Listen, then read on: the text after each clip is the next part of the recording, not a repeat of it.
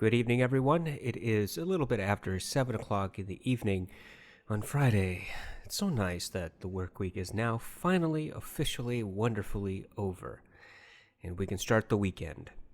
So today I figured I would change things up a little bit. Instead of concentrating on the Neumanns, we are instead going to a pair of headphones that really does do everything that you would expect from a $600 pair of headphones. The Sendy Aiva. We're going to do the sound test today. I haven't done a sound test yet, so this will be a good change. Now, the thing about the Sendy Aivas, if you choose to get one of these things, is that you are likely going to be at least a little bit impressed by what you hold in your hand. The Aiva is built with some really great manufacturing. It just looks and it feels and it just is pristine in its presentation. The headphone at $600 looks and sits on your head better than a lot of headphones in the same price category, and that's that's hard to say. I mean, what I mean by that is when you're facing off against companies like Sennheiser and Dynamic and Sony and Meze and Focal, their headphones, maybe to the exception of the Focals, all the other companies tend to have some issues with their build quality. For example, with the Bears, their headphones are blah looking. I mean, like really, as if they spent zero amount of time in beautifying their headphones, and have a very tight clamping force to the plasticky feel of the vast majority, if not all, of Sony's headphones, to kind of the unique-ish, very different looking characteristics of Meze headphones, to Sennheiser's all-plastic build. And, well, they don't really want to change the design of their of their headphones. So when you get a pair of Sendys, you really appreciate what good workmanship is.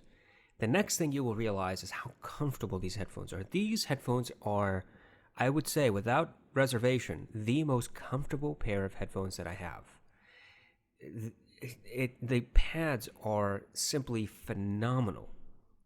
I have yet to find a pair of ear pads for headphones that feel as comfortable, as natural, as soothing, as perfectly suited to headphones as the pads that come stock with the Sendy. In fact, if there was a way for me to get these pads separately, I would buy a bunch of them and put them on as many headphones as I could. They are that wonderful in construction and in feel. But we are here to talk about the sound, so let's get to the sound, shall we?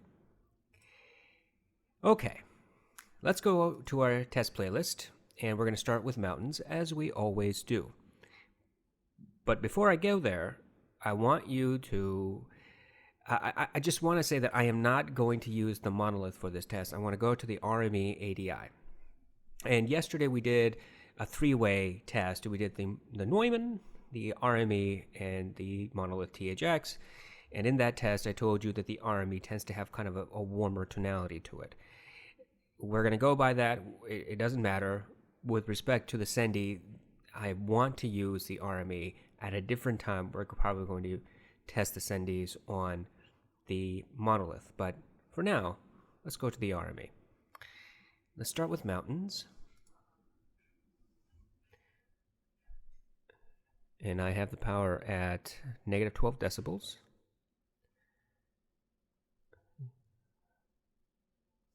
You can hear a low rumble in the background. It's not particularly powerful. I mean, the Sendys are open back headphones, so you're not going to get that bass reproduction as you would with most closed back headphones.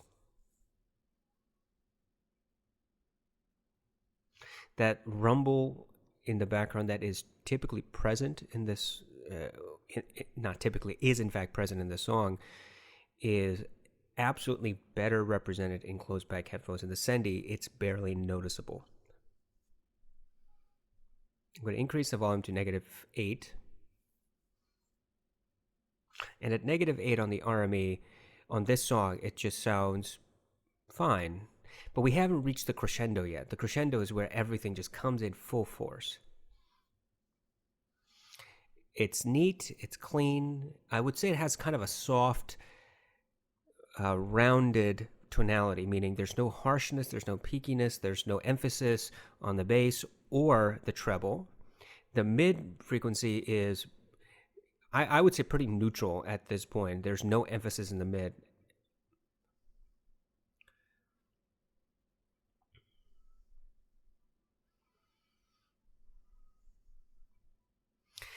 And once again, that rumble bass in the background of this song is barely there. We're going to hit the crescendo in a moment, so I'm going to be quiet and listen to that.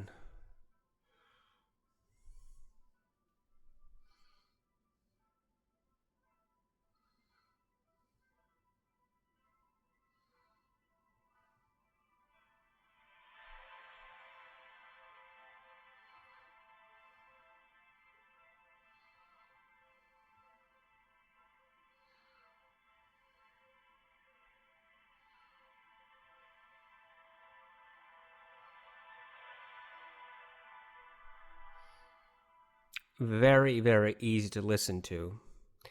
The problem is that this may or may not be a problem, really.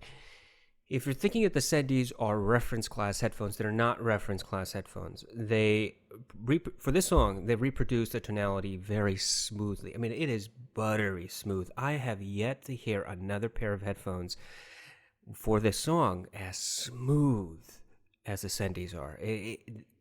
It's just breathtaking to listen to these headphones. Now, the downside of that is that you're missing a lot of detail. For example, if I were to go back and tell you what I remember from wearing the Neumanns yesterday, testing this song, I would emphasize that the Neumanns had more detail to them all across the frequency range when compared to the Sendy. The Sendy just rounds things off and makes it really smooth to listen to. There's no particular emphasis on any of the frequencies. And it's pleasant. It's extremely pleasant to listen to, especially at higher volume. My ears are not fatigued. They're not pierced. They don't feel as if the song is just coming in too harshly. It's not coming in harshly at all. So that's a good thing and a bad thing. If you want all the detail, if you're looking for a pair of headphones that would reproduce that rumble, the Sendys will definitely not do it on this song. Let's go to Haim and let's test the vocal. Now, we know for a fact, because we've tested this many, many times, that Haim is vocal-centric, which means that the other instruments, the piano, the guitar, the drum, should take a couple of steps behind the vocal, and the vocalist should be up front. Their voice should sound natural and at some points harsh with the sibilants, because that is how it's naturally portrayed. When we speak, we naturally produce sibilant sounds, as I am currently. Let's see if these headphones cut off that sibilance. Yesterday I told you that there were several points in the song where the lead vocalist did in fact make sibilant sounds. And let's see if the Sendys reproduce. Here we go. Let me bring up the volume.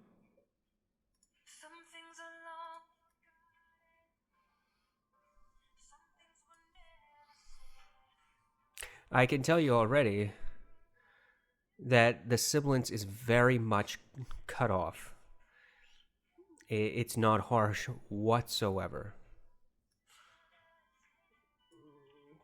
An excellent soundstage, very good separation of the vocalists.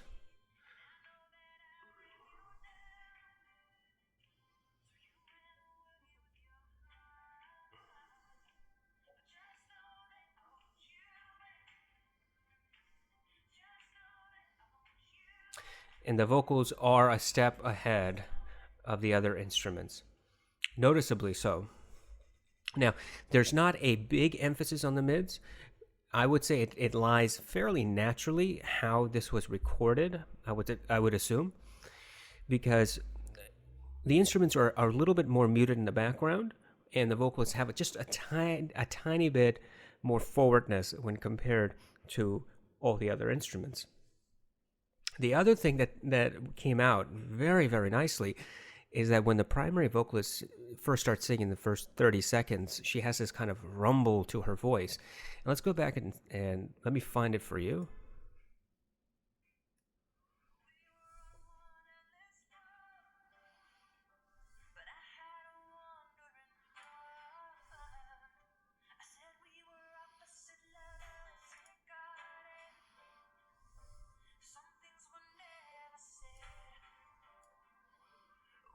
There we go.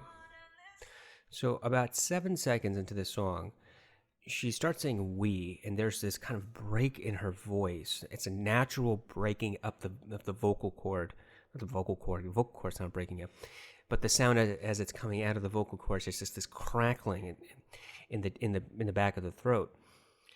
That's very natural for a singer who is trying to dig deep and is trying to belt out the next lyric and try to maintain a particular frequency in her voice, his or her voice. And it comes out in that fashion. I mean, it's just such a natural and a very pleasant rumbling, grumbling little thing in the back of the throat. So let's go back to about 5 seconds, and I will tell you exactly where it is.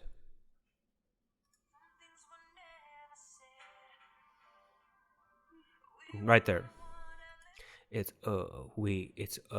it's like she's taking in a breath, and she's, as she's taking her breath, she starts talking again. She starts singing "we," and it's that intake of breath and then immediate exhale before she's done inhaling completely that creates that resonance, and it's such a pleasant thing to listen to. It's natural, it sounds fun, it adds that amazing micro detail. Here we go with those words, micro detail.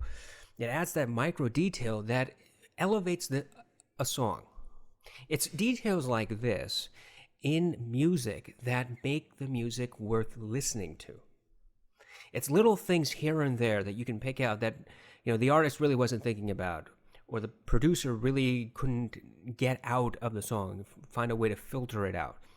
It's these little things, when they all just kind of meld together by happenstance, that make the song unique and personal to you as the listener. Let's jump ahead a little bit to the halfway point, and let's start again. And now on this song, -8 decibels is very loud, which is why I'm controlling master volume.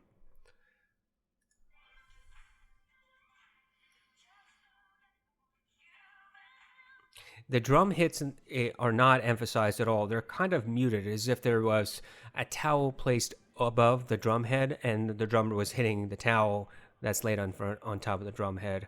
It's a little muffled, but there's no muddiness in any of the frequencies. It's just not emphasizing. It's not a tight drum hit.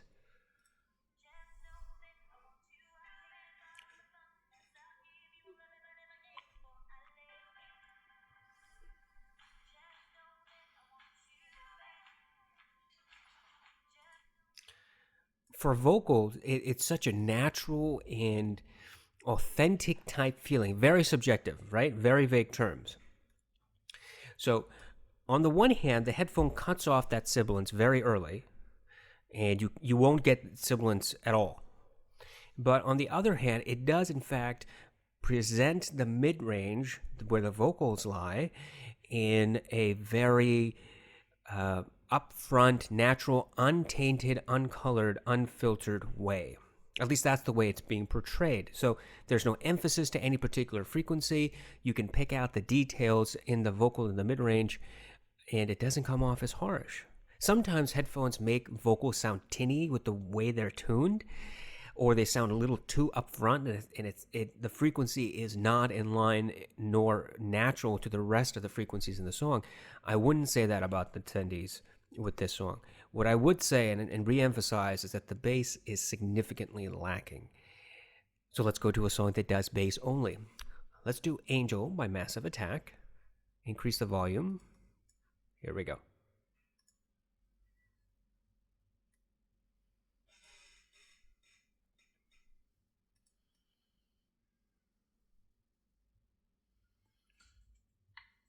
there's that low rumble, which is on purpose in this song, elevated and enhanced and just thrown in your face. It does get reproduced, but it's relatively loose. It's not a tight rumble. The drum hit that comes rhythmically in this song in conjunction with the rumble it's good. It's just not tight. It's not precise. It's not an emphasized drum hit.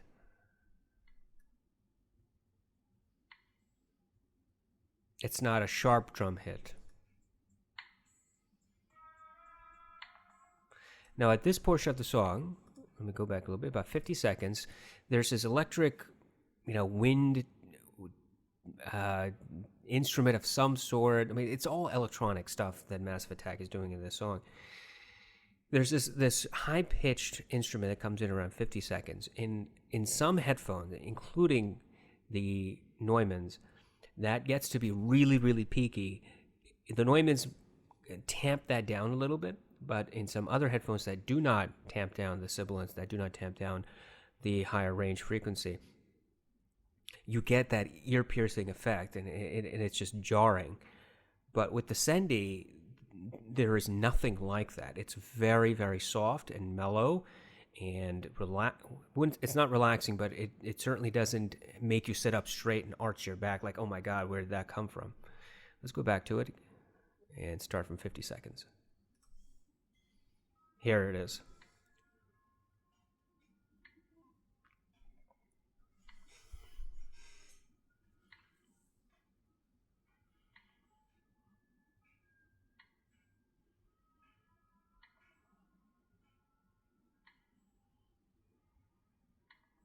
The vocal is very soft and soothing. No sibilance, no peakiness, no harshness, just smooth as butter.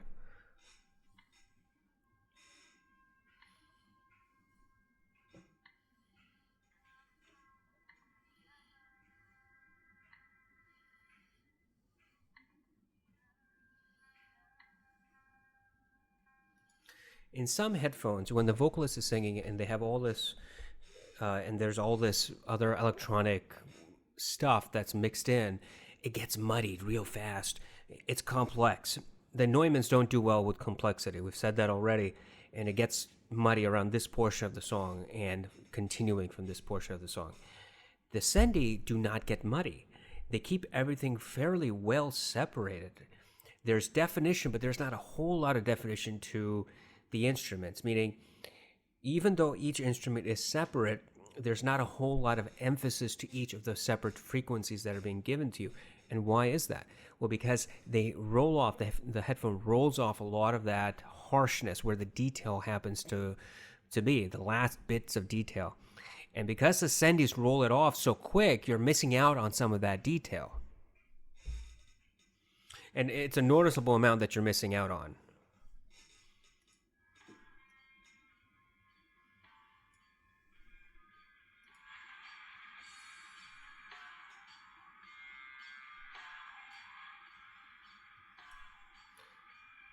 Around this portion of the song, they have the guitar, the rumble, there's an electric buzz that's somewhere in the background, a couple of guitars, and you have the vocalist coming in and out. The drum hits are well separated. The guitars, you can tell that there's two of them. They have their individual frequencies, but the caveat here is that none of the frequencies on any portion of those instruments is more forward than any of the others, and it's not the utmost detail that you're getting. It's good detail, meaning you're hearing what it is, you understand what the instrument is, you know where the instruments are on the soundstage. You just simply are not getting all of that power. There's no sparkle to the frequency.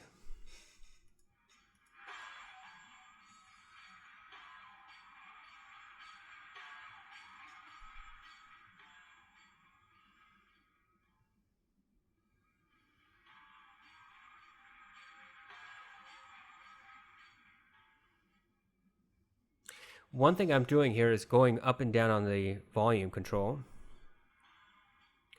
What I'm trying to determine is, with higher volume, does it get muddier or not? At higher volume, do I get more detail versus lower volume? The answer is no to both questions. It's a fairly linear progression of the volume, meaning the more power that's being given, the more volume that's coming into the headphone. It's the same amount of detail as if you're on lower volume. The harshness doesn't come out, nor does any distortion. The muddiness, is still present throughout the entire volume range, from minimum volume to maximum volume. And that's just because of the rolling off of the highs and a kind of not enough emphasis on the bass frequency. Not enough emphasis for an open back. Right? So for an open back headphone, this is probably fairly good compared to something like the HD 650, which probably has a little bit more of an emphasis on the bass. The Sendy does not have that emphasis on the bass, and so it seems lacking in comparison. But when you take it into context, I think that the Sendy's representation of the bass is fairly good, fairly natural for an open back headphone.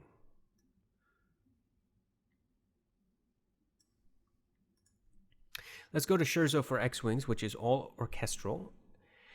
And what I want to know is there soundstage? Can I hear the differences amongst all the wind instruments? And does it get peaky and harsh? There we go.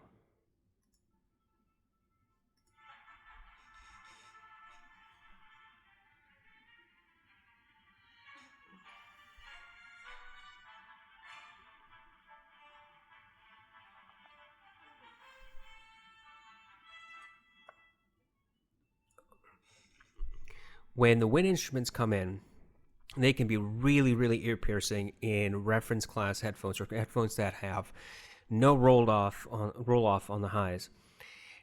And the Sendys roll off the highs. You're not getting all the details with the horns, the wind instruments, the drums. It's a very relaxed presentation of the sound of the entire song.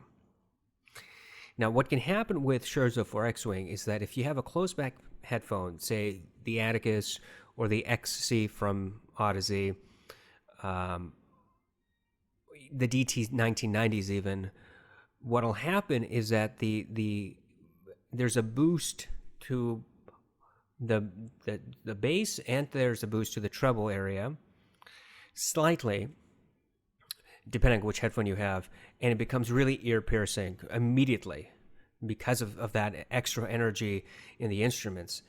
The Sendys prevent that extra energy from coming through because they roll off the higher range so quickly in the frequency range. At least that's how it appears. If you're looking for detail in this type of song, you're not going to really get it from the Sendy. What you are going to get is a very relaxed, comforting, open, airy presentation. And so I will emphasize that there is openness to this song as it's being presented. And there should be, because, hey, it's an open back pair of headphones. Clear soundstage left and right, but more than that, left and right, front and back. So there are some instruments on the left ear cup, but not center. It's a further back on my left ear cup. And there are some instruments that are directly in line with my ear.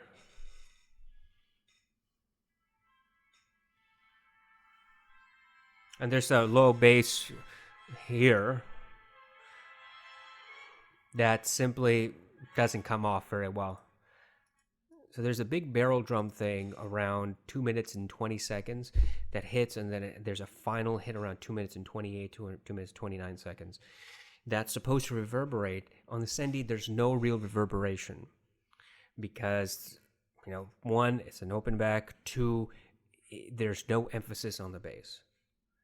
And you kind of miss out on that texture to the drum hit, the final drum hit, which is supposed to resonate with the end of the song, with the last few seconds.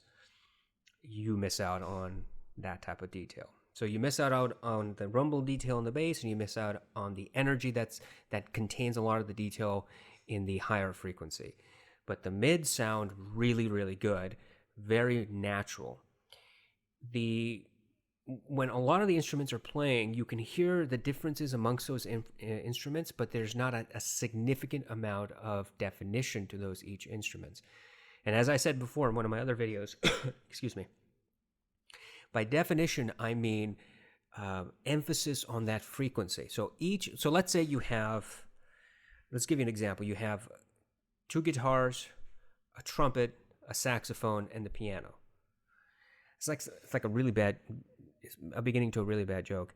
So the 2 guitars you can hear that there are in fact all those instruments. There are 2 guitars, a trumpet, a saxophone, and a piano. You know they're all there. But the problem is that even though you know those instruments are there, you're not getting all of the detail from the guitar, the piano, the saxophone, the trumpet. You just know that they're all doing their own thing. So there might be, key differences in the way that the trumpet is coming out versus the saxophone. And it just doesn't come out. There's not enough definition for you to say, yeah, but that note right there, that's from the trumpet and not from the saxophone. Some headphones are able to bring that out very, very well. Some headphones are not. The Sendys simply do not do that. Same thing with the Neumann. They don't do that. They don't give you very good definition.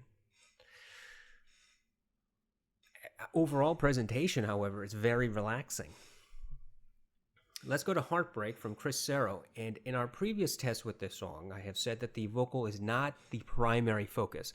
It seems as if the instruments are more forward than the vocalist. The vocalist is just there to support the rhythm of the song. Let's see if that comes through on this headphone.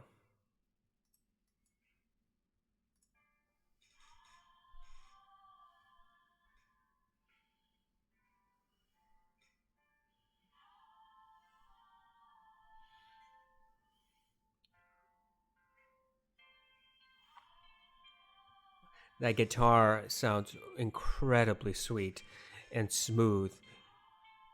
No harshness at all. The vocals are pretty much in line with the guitar. And perhaps a little bit forward of the guitar. So there's clearly a little bit of a boost to the mid in comparison to the other frequency.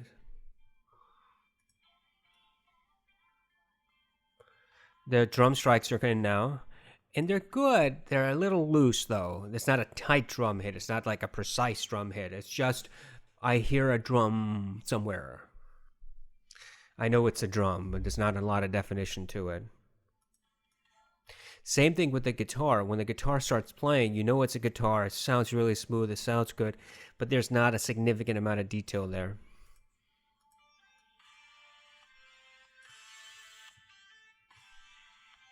Now, everything is in. And in this portion of the song where the guitarist is really playing at a higher volume, the vocalists are singing, there's a drum in the back. The vocals are further back than the instruments.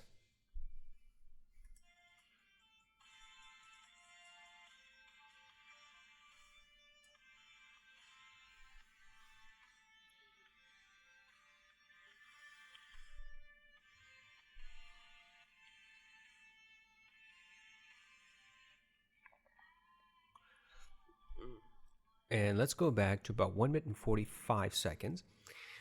When the instruments, and it's the guitar and the drum playing for a few moments, and then there's a slight pause, right, a second or so. And in that second, the vocalist comes back in, and there's this kind of a crackliness to her voice. Let's listen for that. Right there. So, and I. When she starts saying and I, the focus should be on the word I. There's a crackliness to her voice.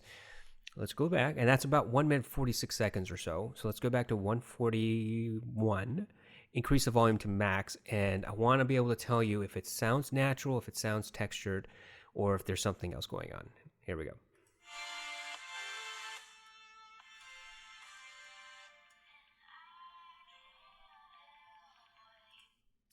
It sounds really, really good. It sounds natural, and her voice is breaking up as she says the word I, and then her voice regains its composure through the rest of her lyrics. It's an excellent micro detail if you can pick it up, and I picked it up at lower volume, I picked it up at higher volume. It sounds nice, pleasant. Okay, let's keep going.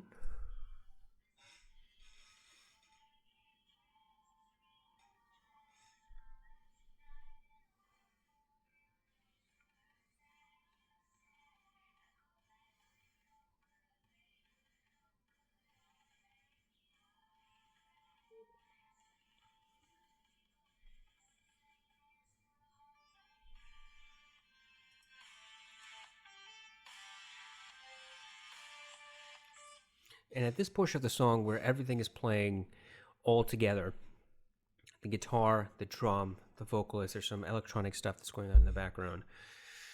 When you increase the volume at this portion of the song, it kind of gets a little muddy, and the vocal, it falls apart, and it becomes a little bit more difficult to hear what she is saying.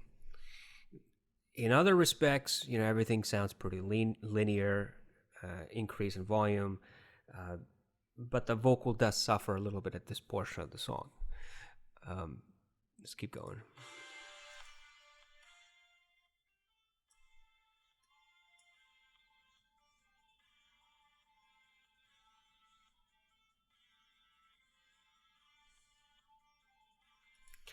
So, what do I think? Well, for purposes of this song, I've said it from the very beginning. If you go back to my very first audio test involving this song, since then I've been saying that the vocal is not the primary concern. And the Sendys really do represent that. The vocal is not the primary concern. It's stepped back. And I can't say whether the mixing and mastering process resulted in the vocals being recorded in a muddy fashion, meaning drowned out by the other instruments in this portion of the song. I don't know if that was done on purpose. I don't know if it was by accident. They never fixed it. I don't know if that's not even how it was recorded and it's just being represented by the headphones. But that's how the headphones present it. That when everything is playing, it gets muddy with the vocals. That's why I said they're in the background somewhere. But the instruments come off very good, but not defined. So because of that smoothing veneer that Sendy has put on the Aiva and the driver, there's a good thing about it and there's a bad thing about it. The good thing is you don't have to worry about harshness, you don't have to worry about peakiness. It's a very relaxing sound. But the bad thing is that you lose out on detail and that definition, which a lot of people do like and they want to hear in their songs. The Sendys, once again, consistently do not bring that out. For fun, should we try Dreamer by Charli Xcx? I mean, is it even worth it? Ugh, fine. Let's go to Dreamer. And as you all know by now, Dreamer is my most hated song. Here we go.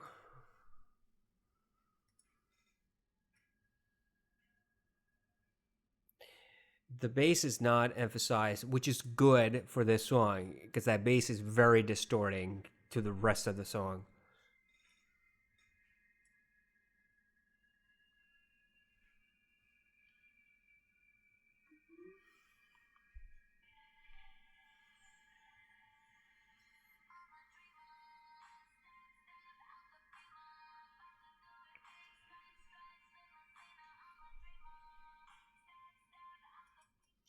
This vocalist's voice is atrocious, and she should never be allowed to sing anything. Unfortunately, she does sing, and it's my understanding that she does tours and sings on stage. I don't know why people would want to go and see her. I don't want to hear her songs.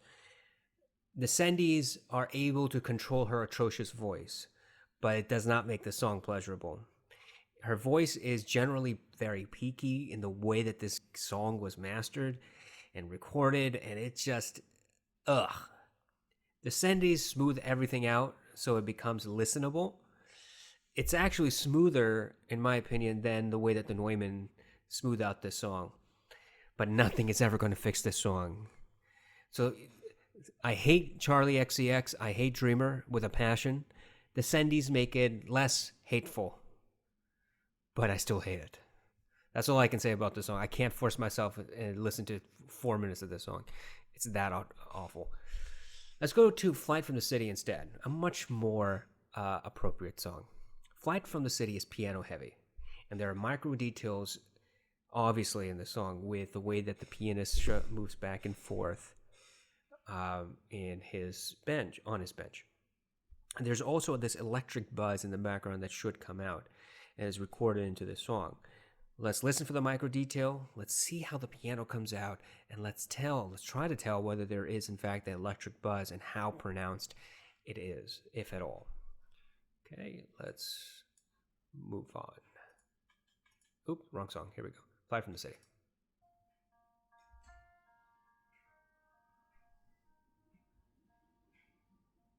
Yeah, that micro detail is present, but it's not emphasized. It's a very faint movement in the seed, whereas with closed back headphones and other headphones, I have heard it much more pronounced. The piano, however, is very airy and smooth and unnatural, because the piano, it doesn't come off with all the detail. That higher portion of the piano, the higher frequency range of that piano gets rolled off, and so it's a very smooth presentation of the piano. It's a very nice to listen to presentation. It's just not an accurate presentation of the song, of the piano. And I do hear the electric buzz. It's faint in the background. So let me go back.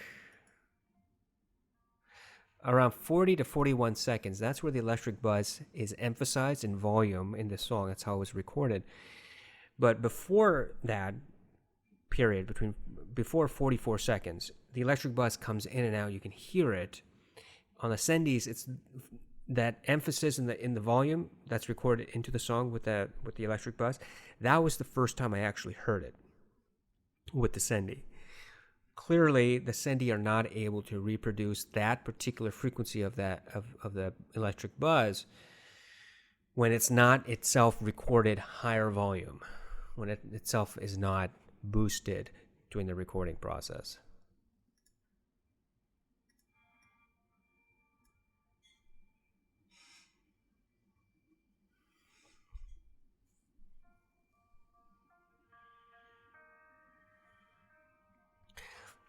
I think this is a cello that comes in so smooth and mellow, and it fits perfectly with the smoothness of the piano. Very well differentiated amongst the frequencies, but not a tremendous amount of detail. Not the type of detail you would expect.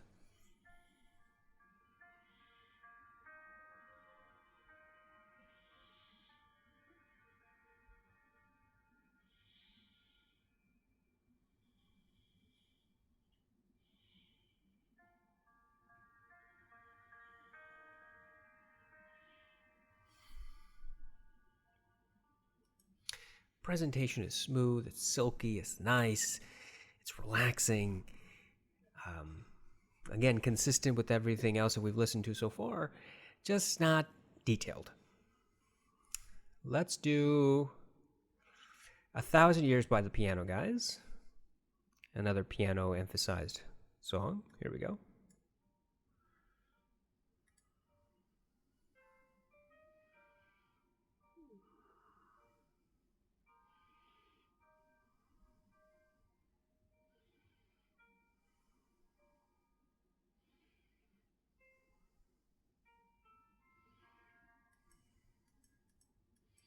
Very, very smooth presentation of all the instruments. A cello, I think it's a cello here, or it's a bass.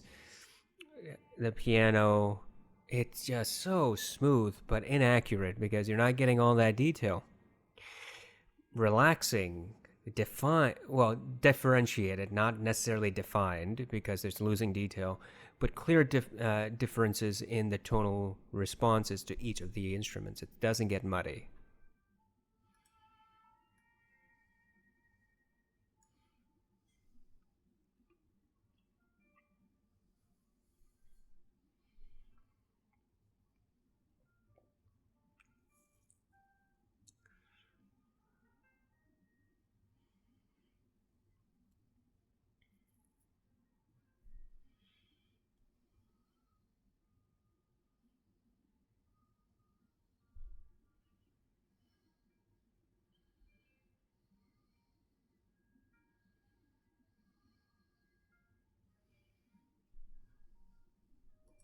Yeah.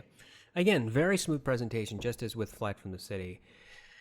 Um, just not enough detail in the song for some people.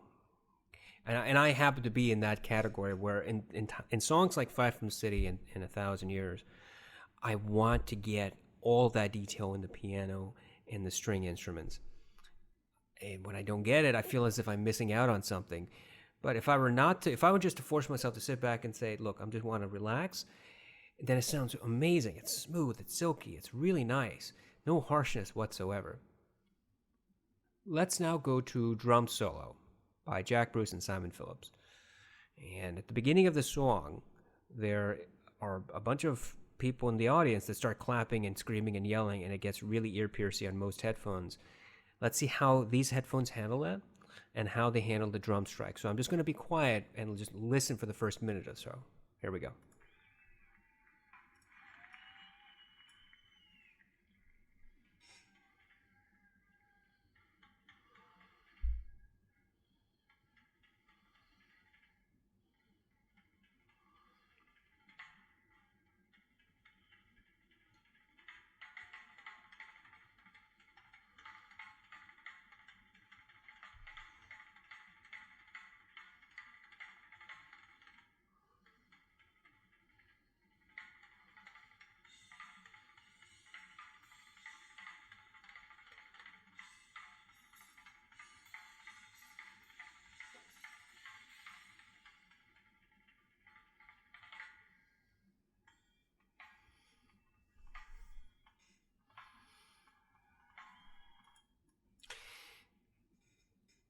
The audience did not hurt my ears whatsoever. The Sendys rolled that off immediately, cut it off at the knees, eventually, essentially.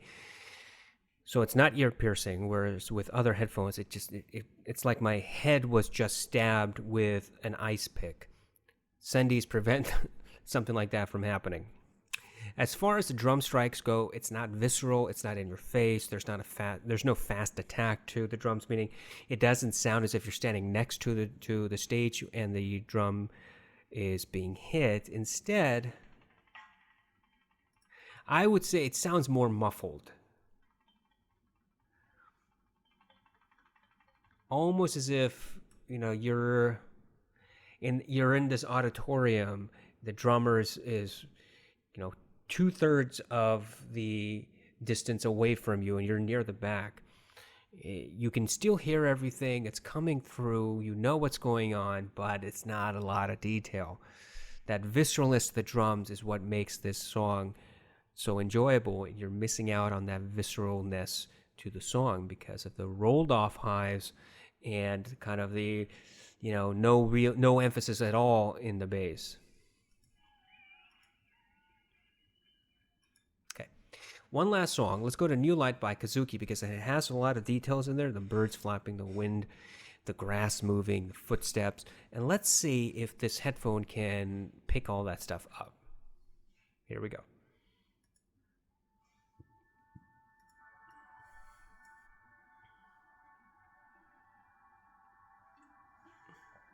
I hear the wind. Very soft. I hear the grass moving. I hear the children playing in the background, but they're a little muted.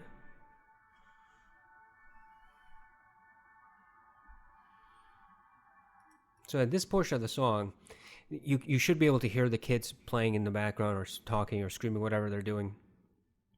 And it doesn't come off very well because that frequency, whatever frequency they're recorded at, is lost. It's either becoming a little muddied or it's just not emphasized at all for this headphone. And so you don't get that detail. The guitar strumming it sounds really good, very smooth. I didn't pick up the footsteps. It could have been there, just at a very muted volume, very subdued volume, and I didn't pick it up. Or the headphones simply couldn't reproduce that lower frequency.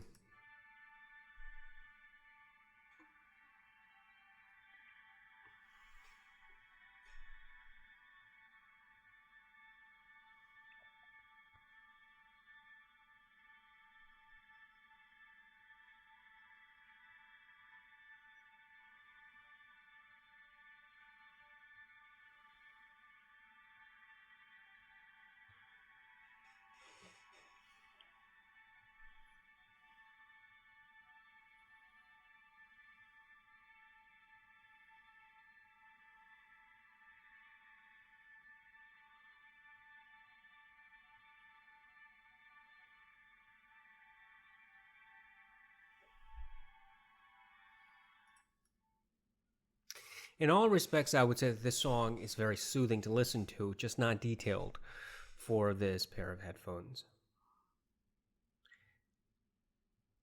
The micro details that are present that are really integral to the song are missing. But the rhythm of the song, the actual instruments to the song come off smoothly, well differentiated, though not defined, meaning they're not precise. It's a little loose.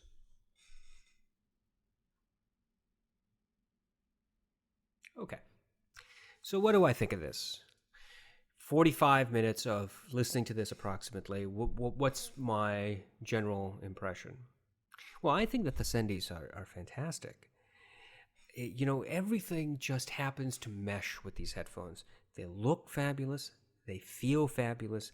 They're comfortable. And the sound that they reproduce is also comfortable. This is an easy listening headphone. It's easier to listen to this headphone than, say, the LCD2 Closed, which I thought was a very laid-back headphone. This is easier to listen to than the Nighthawks, which I thought were amazing, dark, soothing headphones. And the Sendys simply one up both of those. The Sendys say, you know what? I'm going to roll off the highs even more than you guys. And I'm just going to emphasize nothing. I'm just going to relax. And that's how it is. It just sounds very relaxed. Consistently. That's what I can say amongst all the tests that we've done so far on this playlist. This is the most relaxing pair of headphones I've tried so far on all my tests. Now let's go to Sendy's website. Well, Music Tech's website, because I don't know where Sendy's website is. Forget Zeos's review. I don't know why they bothered putting Zeos's review up there. There's so many better reviews up there, like mine.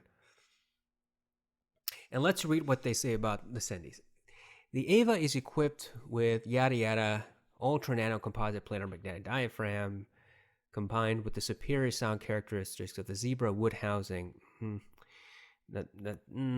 Wood really doesn't do much about the sound characteristics, so The overall direction of its sound signature is one that is very comprehensive, exhibiting natural coherence across the frequency with airiness, detailed with distinct layers of clarity and transparency. Okay. Hold on a second. My laundry is done and it's beeping. Give me a second here. Excuse me.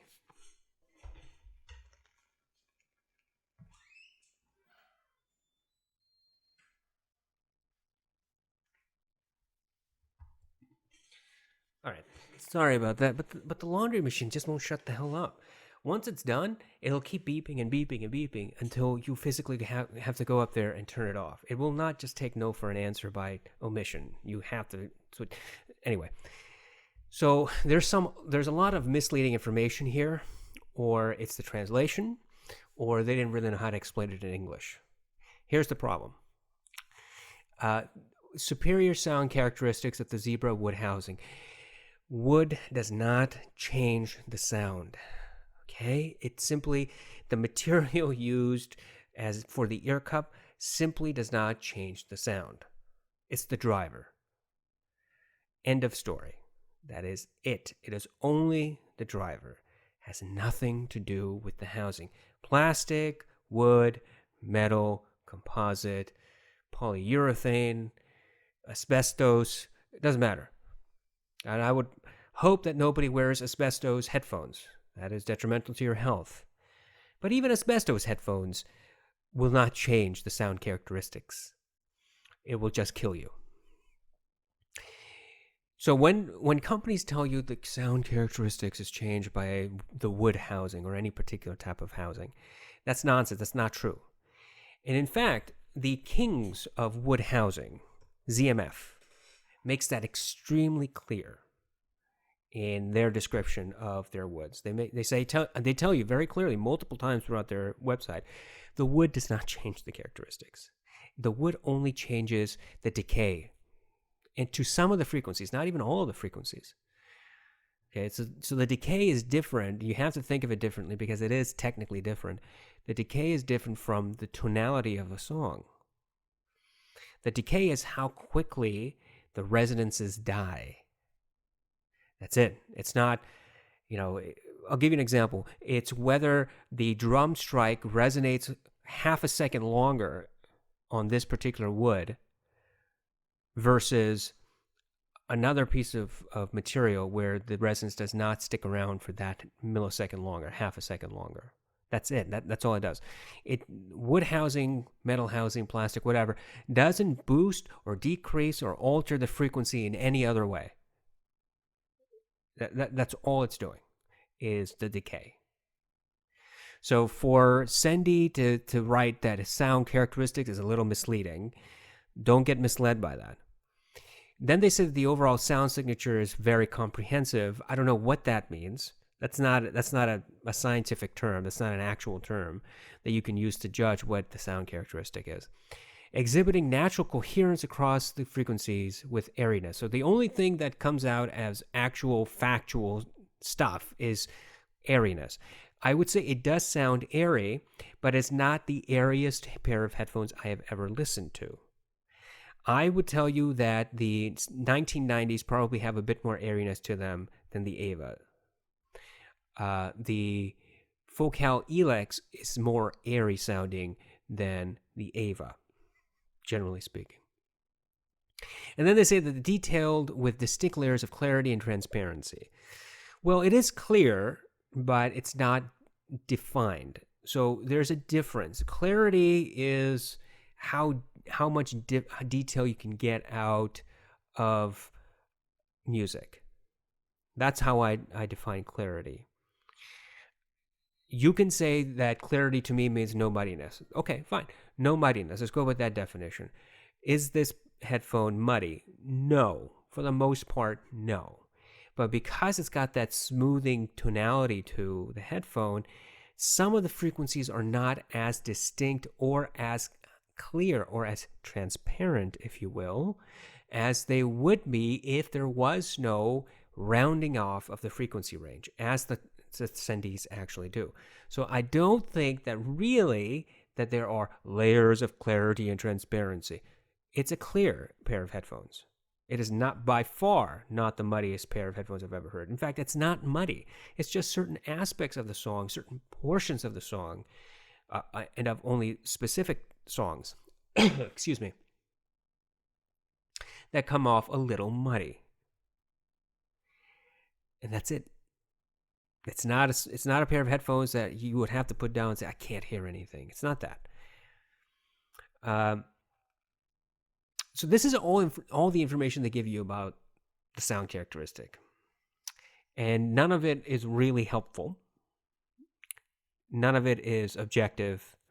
And there's some marketing mumbo jumbo, and then there's some misleading information, and then there's just clear out wrongness, to put it gently. I'm not going to say that they're lying, because this is a Chinese company, and it's just possible that the translation didn't come off the way that they were thinking in their minds, as they would in Mandarin or Chinese or whatever language it is that they market this in their country. In fact, I can vouch for this. Down the back of the box, there are many, many typos and inconsistencies in English. So let's chalk it up to that. Let's not be harsh unless we absolutely have to be. That being said, put aside what the Sendys are marketed as on Music Tech. That's not, their marketing stuff is not accurate to what I'm hearing. What I will tell you is that these are incredibly smooth headphones. If you want an open back pair of headphones and you want smoothness, man, I would reach for the Sendys. 9 out of 10. And the only one time I wouldn't is if I forgot and I had to, if I felt like I wanted to try something else for a change. But open back, smooth, relaxing pair of headphones? Sendys, man, Sendys, nothing else. It's that good. It is hard to find a pair of headphones that is smooth as silk. Because you really have to do a lot of mojo to not only make the frequency range smooth, but also make sure it's not muddy. because it's really quick to make it muddy, because all you're doing is rolling off and adding padding and doing all sorts of weird other stuff, and stuffing the ear cup with junk and tuning the driver in a way that destroys the frequencies, makes them muddy. The Sendys don't do that. Now, there is muddiness. Right, I've said that many times here, but it's not disjointed. It's not as if the whole frequency range is gone. Things are separated. They're defined, but not detailed. And so you're missing out on a lot of that stuff that's been cut out because of that rounding that Sendy has done to the driver and the tweaks they've put into the ear cups. What is the application for this headphone? Well, it's certainly not mastering, mixing, studio. It's not for that at all. And I would at least applaud Sendy for not putting that anywhere in their description, that you can use these for critical listening. These are not critical listening headphones.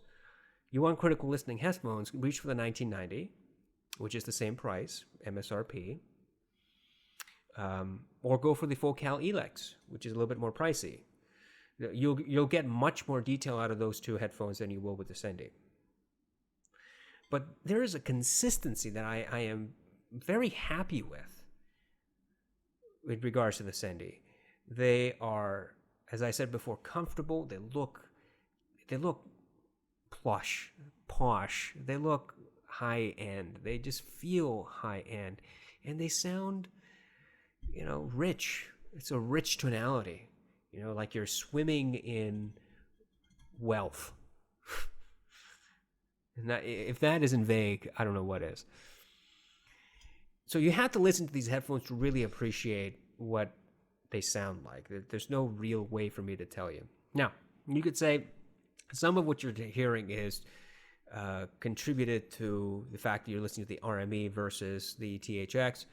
Like yesterday, I told you when we did the test between the RME and the THX, there was a difference, but it was going back and forth, A and B. And the difference wasn't so pronounced that I would say, oh my God, that's definitely much warmer, much darker on the RME than on the THX. It wasn't that type of difference. It's a minor difference, if at all. And it's only, you can only find it when you're doing that A and B test immediately. And sometimes it was really hard for me to find it. Go and watch that video. You'll see what I mean. So I don't think that the RME is the culprit. I think that the Sendy Aiva simply have their own tonality, and I like it.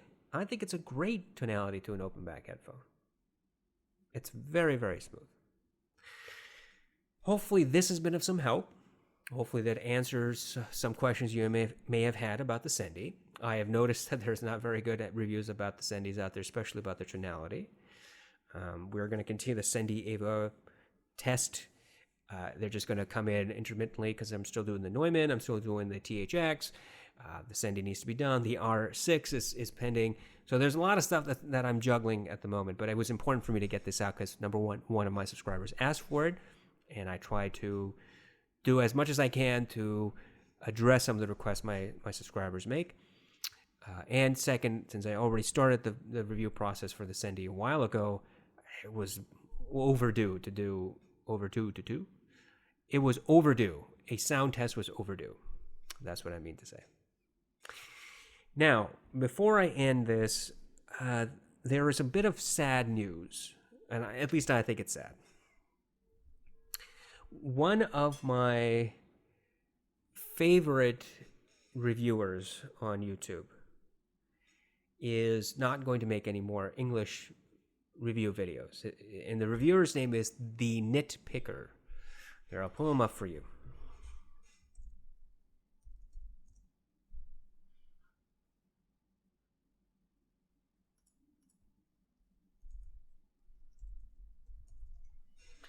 So the Nitpicker does all sorts of, and this is him. Excuse me. The Nitpicker does all sorts of reviews for technology. And he's been doing this for several years. He started in about 2008. He's based, I think, in Germany. He does English videos and he does German videos. He does a review and he records it in English and he records it in German. Yesterday, I learned that he is going to stop making English videos. This guy is detailed. He is down to earth. He doesn't focus on the stupid stuff that Zeos, for example, will focus on. They talk about a chord for about 15 minutes. That's not what the nitpicker does. And his sound preference, it helps that it seems to be a little bit more in tune with mine. But his presentation to his reviews is upbeat. It's very factual. It is straightforward.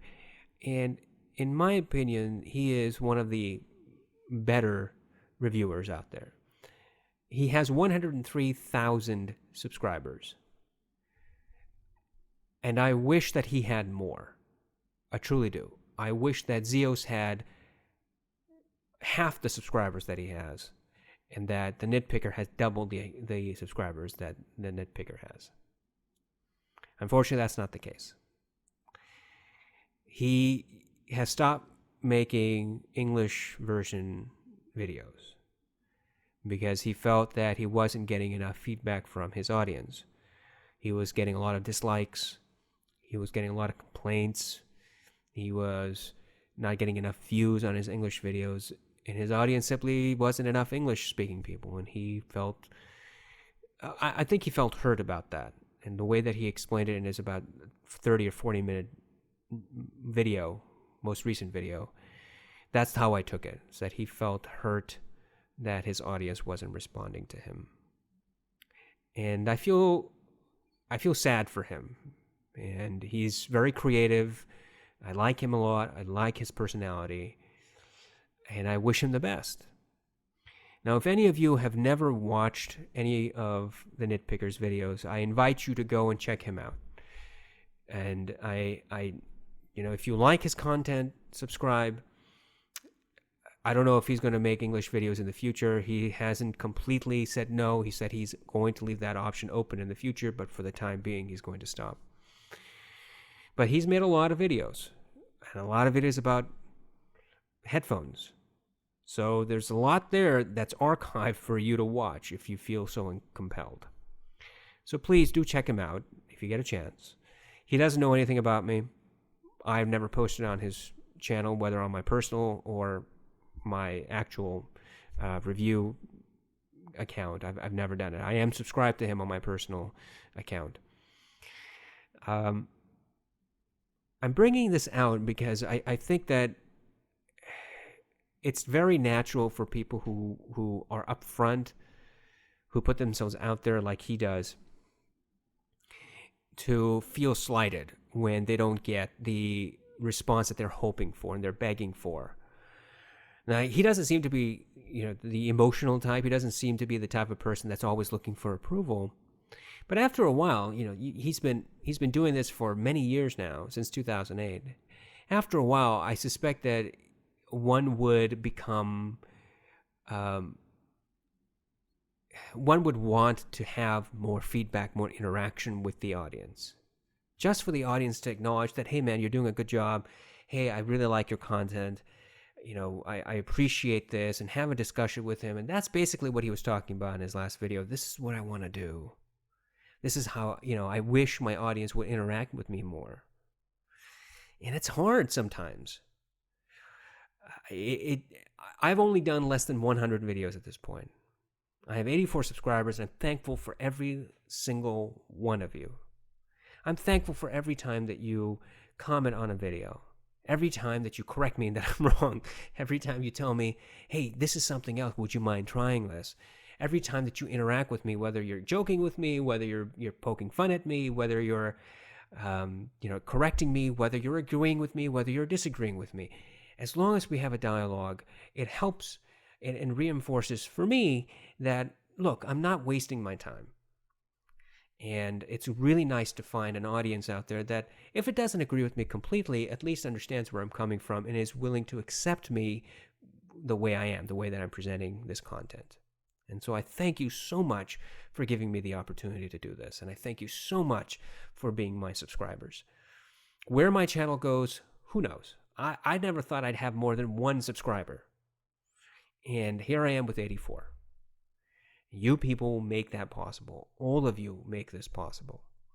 And the one thing that I try to do, and I'm hoping that this is going to be a promise that I can keep, is that I'm not going to let myself get down when there's no new subscribers, or if people choose not to subscribe to me anymore and unsubscribe, or if people become a little more critical of what I'm doing, or if they say that they're disappointed with some of the things that I've done or not done for my content.